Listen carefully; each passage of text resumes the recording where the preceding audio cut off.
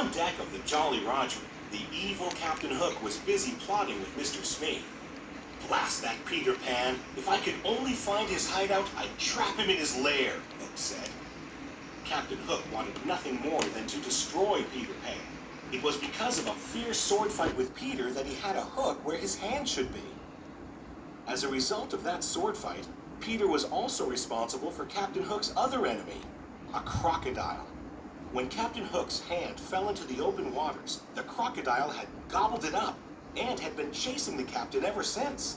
Luckily for Captain Hook, the crocodile had also swallowed a clock, so whenever the captain heard a tick-tock sound, he knew he had to run. As soon as Peter and the Darlings landed on Neverland, they couldn't wait to explore. Peter told Wendy he'd take her to Mermaid Lagoon, so John and Michael went with a group of Peter's friends, the Lost Boys, to find some Indians. But the Indians snuck up on John, Michael, and the Lost Boys and captured them. Usually the Indian chief played along and eventually turned them loose. But this time his daughter Tiger Lily had been kidnapped. He thought Peter Pan and his friends were the culprits. Meanwhile, Peter and Wendy were visiting Mermaid Lagoon when they saw Captain Hook and Smee with Tiger Lily. They had kidnapped her. Peter and Wendy followed them to Skull Rock so they could rescue the Indian princess. "Tell me the hiding place of Peter Pan," Hook said. "You'd better talk, my dear, for soon the tide will be in." But Tiger Lily was good friends with Peter Pan and refused to tell Hook where to find him. "Watch this, Wendy," Peter said. He flew down and challenged Captain Hook to a sword fight. Hook fought Peter to the very edge of a cliff, and as Peter backed away, he was fighting in midair. Captain Hook followed Peter off the edge, but he couldn't fly. Hook quickly grabbed onto the cliffside with his hook. Then he heard a familiar sound.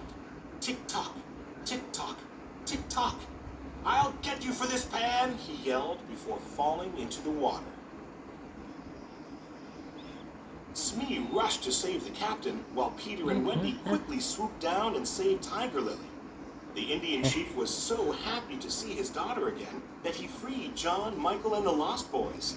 "Bravo!" They all cheered for Peter. But Hook wasn't giving up.